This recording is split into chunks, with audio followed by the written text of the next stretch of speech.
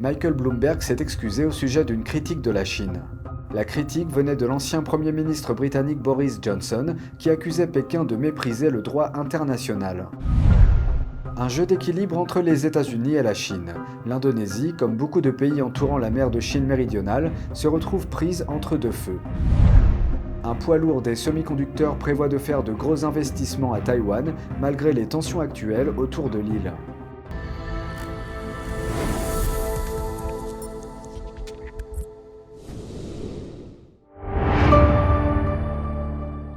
Bienvenue dans Regard sur la Chine.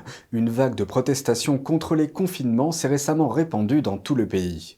Aux premières heures ce matin, au moins 1 millier de personnes se sont rassemblées à Pékin pour demander la libération des manifestants arrêtés par les autorités de Shanghai et pour protester contre la politique zéro Covid du Parti communiste chinois. Ils se sont rassemblés au bord de la rivière Liangma, près du 3e périphérique de Pékin.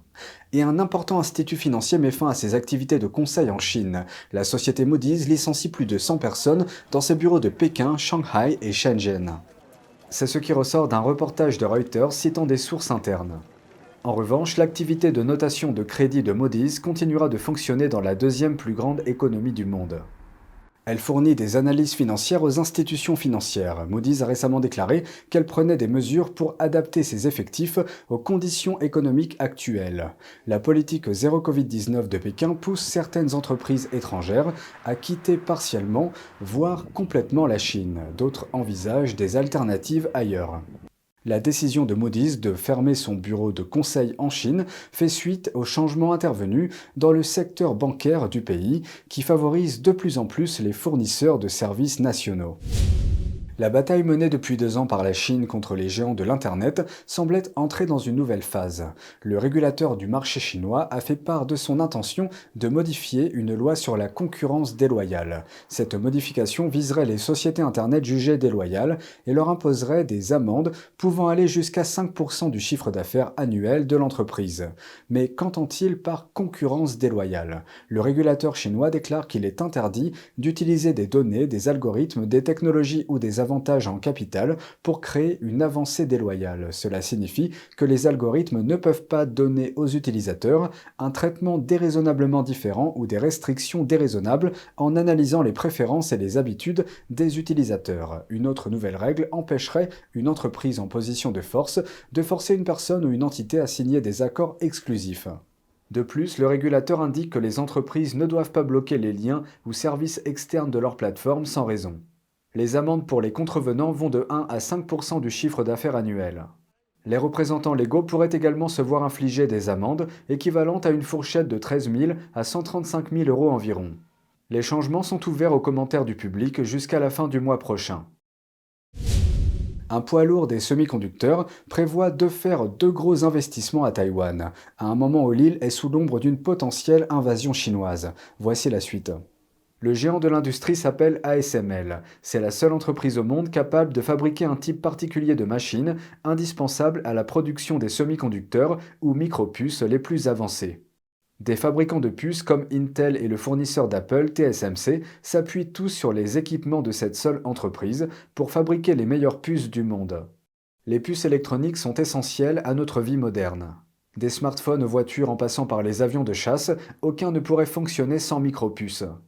Aujourd'hui, le monde dépend de Taïwan pour les puces les plus avancées. Cette île fabrique plus de 90% des puces de haute technologie. Mais cette chaîne d'approvisionnement risque d'être perturbée si Pékin envahit l'île. Retour à ASML. L'investissement à venir serait son plus important jamais réalisé à Taïwan. C'est ce qu'a déclaré la présidente de Taïwan, Tsai Ing-wen. Il y a quelques jours, Tsai a rencontré le vice-président exécutif d'ASML. Je suis très reconnaissante pour les investissements d'ASML à Taïwan. Ils aideront le secteur taïwanais des semi-conducteurs à améliorer ses capacités. Et je crois aussi que cela peut permettre de démentir les rumeurs sur les risques d'investir dans l'industrie des semi-conducteurs de Taïwan. ASML reste discrète sur le montant qu'elle prévoit d'investir. Elle exploite 5 usines à Taïwan et prévoit d'en construire une autre. Le début de la construction est prévu pour juillet prochain.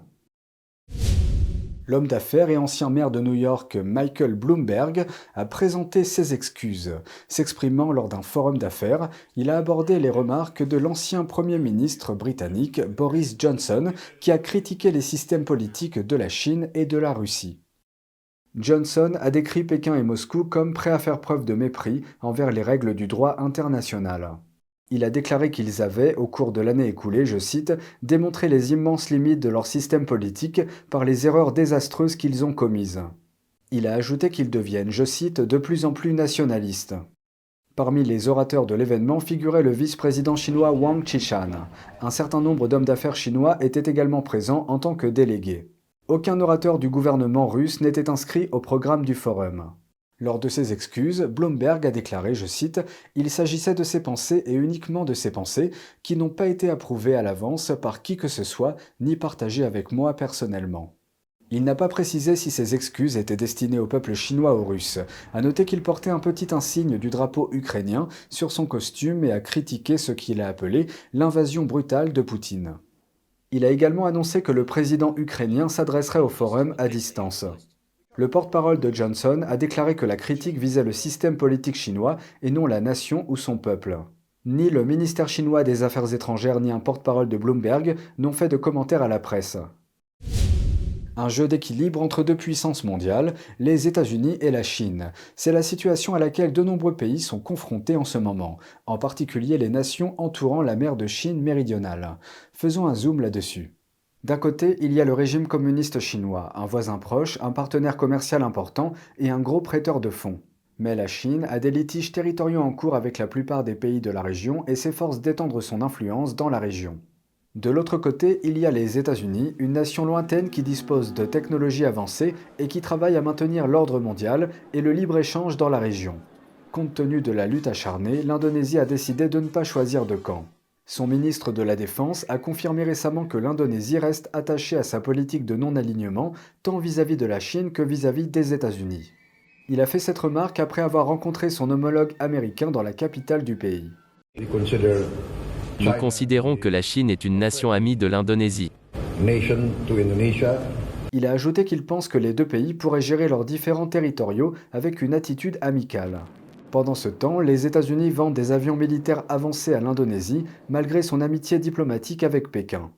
Le ministre de la Défense du pays a déclaré que l'achat de 36 avions de combat F-15 américains, d'un montant total de 14 milliards de dollars, attendait le feu vert du gouvernement indonésien. Aucune mention n'a été faite de la raison concrète pour laquelle l'Indonésie achetait ces avions. Il convient de noter que le régime communiste chinois est la seule menace militaire principale dans la région. Le secrétaire américain à la Défense, Lloyd Austin, a fait l'éloge de l'accord.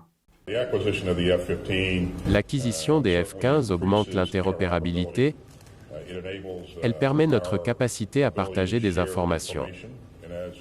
Et comme nous nous sommes entraînés sur ces plateformes, nous nous entraînerons ensemble pour nous assurer que nous utilisons des politiques et des pratiques communes. La rencontre entre les deux responsables de la défense intervient alors que les États-Unis s'efforcent de renforcer leurs liens avec les pays de la région. Il s'agit de contrer la présence militaire croissante de Pékin et un éventuel conflit au sujet de Taïwan.